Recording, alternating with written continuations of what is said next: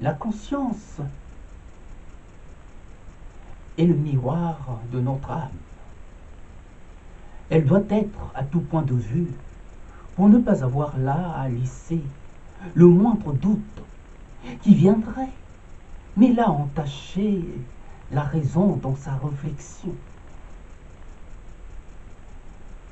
Or, de nos jours, nous semblons bien loin à tout ça, pour ne pas dire à des années-lumière de notre raison et de notre raisonnement, et encore, bien plus grave que de voir comment nos institutions, à leur tour, sont prises en otage par un groupe d'individus. Bien plus grave encore, de voir de la façon qu'ils nous traitent.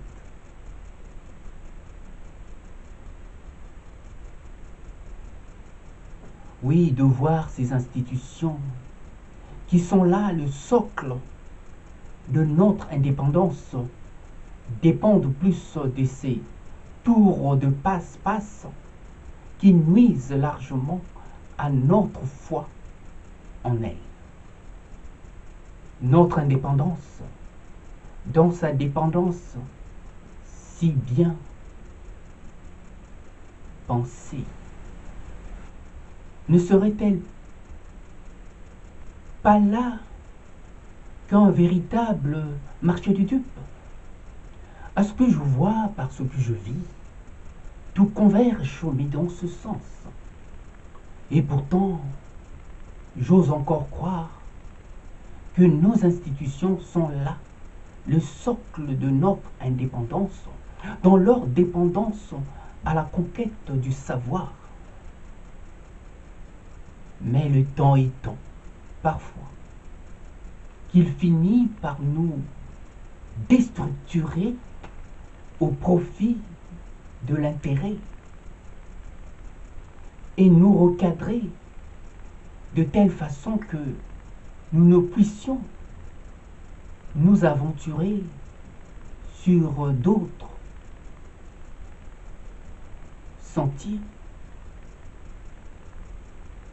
L'intérêt n'est plus que le moteur de l'économie. Il est aussi devenu notre principale préoccupation, au point de nuire mais largement à l'efficacité de notre conscience, donc à la régression de notre réflexion. Le modèle s'est emparé de la conscience au lieu que ça soit tout le contraire. Oui, à croire que l'intérêt finit là par abrutir l'homme. L'intérêt propre au capitalisme est là en train de réduire l'homme en esclave pour l'avoir convaincu qu'il n'y a de bonheur possible ici-bas que par l'attrait de l'argent. Et cela explique aujourd'hui l'esprit étroit de l'homme qui ne jure que par l'argent, au point d'en avoir fait un Dieu, mais un Dieu bien vivant avec toute la controverse qui s'ensuit. À ce stade, vous savez, oui, à ce stade, le capitalisme ne peut que frotter les mains pour avoir su dompter presque tout le monde. Oui, déjouer tout ce dont on lui reprochait pour s'imposer en un Dieu plus qu'incontournable, mais un Dieu, à la différence du bon Dieu, nous pose plus de problèmes qu'il n'en résout. Et c'est ainsi qu'il a su avoir son pouvoir sur nous, une véritable prédation. On ne vit plus selon les règles de la nature, mais bien plus selon les règles conditionnées à des normes qui en font des règles de vie, avec toujours des choses plus favorables à d'autres que soi, qui au bout du compte font de notre vie un véritable enfer, mais ici-bas. N'étant plus à même d'expliquer quoi que ce soit, parce que d'aucuns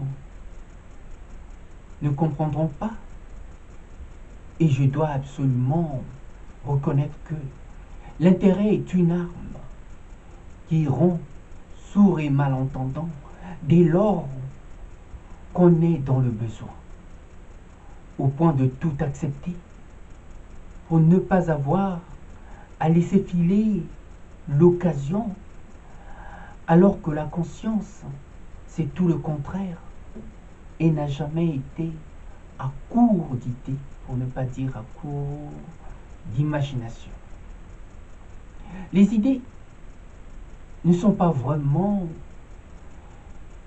ce qui intéresse, ce qui vise l'immédiateté.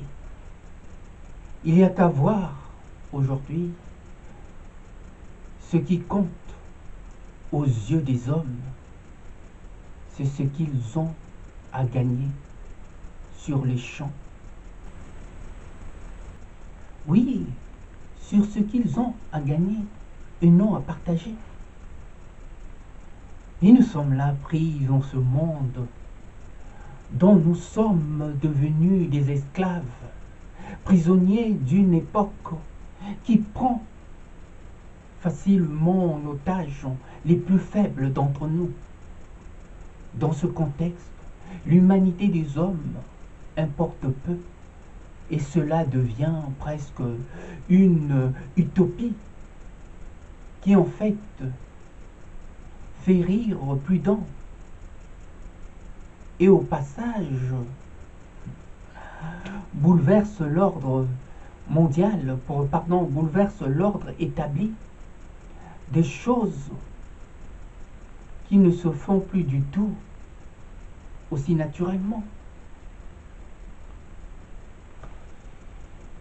Il devient dans ce cas plus que nécessaire de tout faire pour renverser là la vapeur et remettre au centre, oui, je dis bien au centre de nos préoccupations, la conscience. Oui, cette conscience qui tend à disparaître, cette conscience qui tend à se voir déshumanisée. Oui, cette conscience qui tend vers l'inhumanité de tout un chacun. Le monde n'est plus du tout vrai. Il nous encourage à mentir chaque jour et toujours au profit de nos propres intérêts. L'homme ment aussi bien qu'il respire. Dans une société gagnée par le profit, et longtemps, on nous a laissé croire que le capitalisme était le mal nécessaire de notre société, que beaucoup diabolisaient à tort ou à raison, plus à tort. Voilà qu'aujourd'hui, qu'ils sont tous les mêmes pour accompagner ce système. Du capitalisme au socialisme et au communisme, le cordon ombilical n'a jamais là été coupé.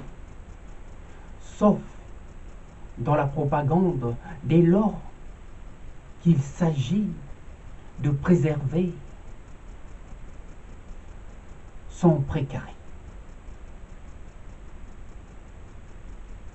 À ce niveau, je me dis, les politiciens